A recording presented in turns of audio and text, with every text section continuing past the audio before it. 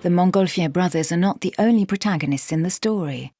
They're recorded in history books as the inventors of hot air balloon travel, but they owe a lot to their competition, an unknown French inventor called Jacques Alexandre Charles. He took a radically different direction in the race to take off. He didn't believe that Joseph and Etienne's hot air balloon was powered by fire alone. He had his own laboratory, and he was sure that the two brothers were using hydrogen, a gas 11 times lighter than air, to enable their hot air balloon to fly without fire.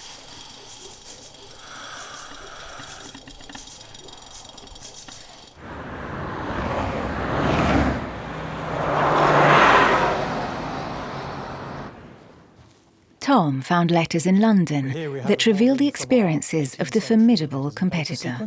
And here we have in the first part. The author was Benjamin Franklin. The American diplomat was in France to negotiate the independence of his country. But he was also a physicist. He had just invented the lightning rod. 2 months after the hot air balloon flight in Annonay, he attended and was fascinated by the flight of Charles' first prototype. He sent an account of the event to the renowned Royal Society of London. The crowds invaded the Champ de Mars, and suddenly the hot air balloon started to rise. A light rain had moistened it and made it shine in the light. It looked beautiful. It got smaller as it rose in the air. It soon looked as if it were the size of an orange.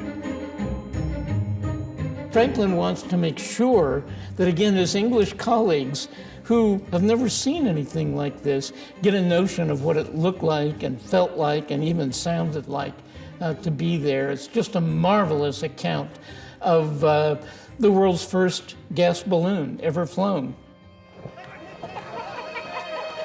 In August 1783, Charles' prototype caused great panic in Gonesse, the village where it landed, a few miles north of Paris. The country folk thought it was a supernatural phenomenon. When a balloon is on the ground, it's not just laying there. The hydrogen inside is moving around and the balloon's kind of moving. And it had fallen down in the middle of a group of peasants who were frightened by it. So they attacked it with scythes and flails. And once they destroyed it, they tied it to the tail of a horse and pulled it in triumph through the streets of Gonesse. So the world's first hydrogen balloon came to a sad, sad end. The Montgolfier brothers' first public hot air flight in Annonay was a success. Charles successfully completed his first hydrogen flight and brought his mutilated hot air balloon back to Paris. The battle was on, and the next move was imperative. Who was going to be the first man to board a flying machine? September 1783. A rumour spreads. A man is going to board a hot air balloon. 2 weeks after Charles' gas balloon flight. But Louis XVI opposes the event and declares that it must be proved that it will not be fatal. For if the ascent takes place at Versailles, then he is part of the project, and it must be a success. How was he going to persuade the king? Etienne Montgolfier had an extraordinary idea.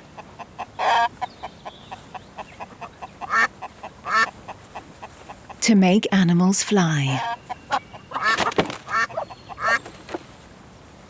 On the morning of September the 19th, in the Versailles Gardens, a wicker basket carrying a sheep, a rooster and a duck was attached to a large hot air balloon. It's similar to the experiments carried out with monkeys by the Americans, or dogs by the Russians. They were exploring an unknown world. These animals were the first air travelers.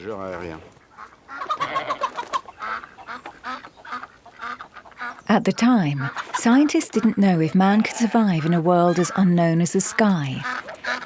It seemed empty and daunting. people, again, had climbed mountains, so they knew that if you climbed to the top of a mountain, there was still air to breathe. But they weren't sure that the atmosphere perhaps didn't hug the contours of the Earth, so that if you get a few hundred feet above the surface of the Earth, there would still be air to breathe up there.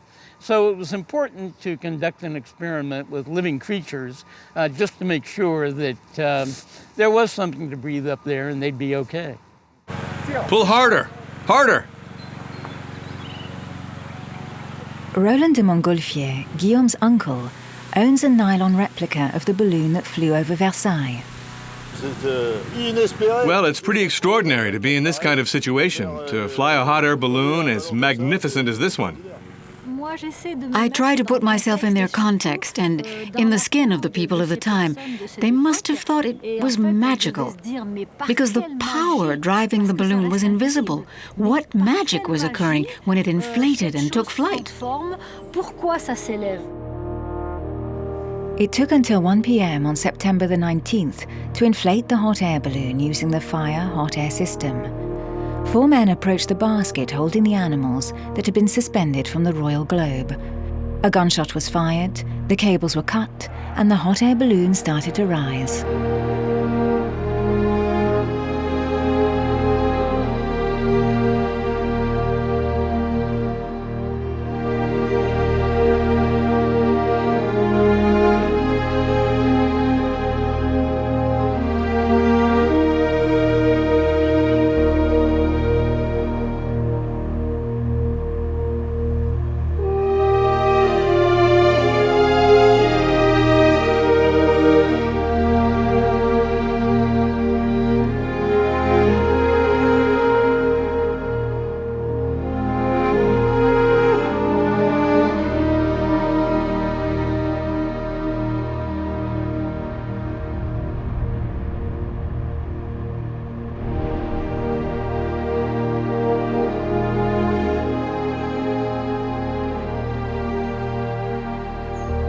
After a few minutes of flight, the balloon cooled and slowly descended.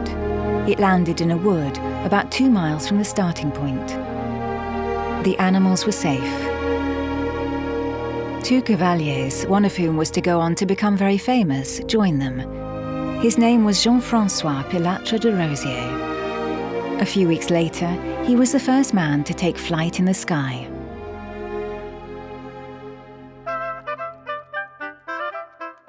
The flight from Versailles caused a real stir. It inspired objects, dresses, and hats. Street traders started selling small balloons on every corner. They filled the sky over the capital. One question remained on everyone's lips. Who would have the courage to attempt to defy the laws of gravity? Etienne was determined to build on the success of the Versailles flight.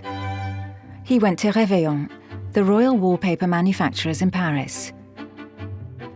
He constructed a new and more impressive machine. The decoration and motifs were devoted to the glory of the king.